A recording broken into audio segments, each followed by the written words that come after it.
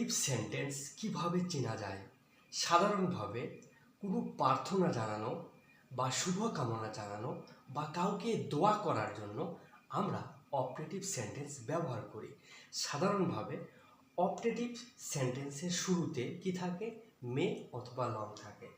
একটা বিষয় আমাদের মনে রাখতে হবে যে মে অথবা লং যদি বাক্যের সামনে থাকে সেটা অপারেটিভ সেন্টেন্স হওয়ার পসিবিলিটি অনেক বেশি।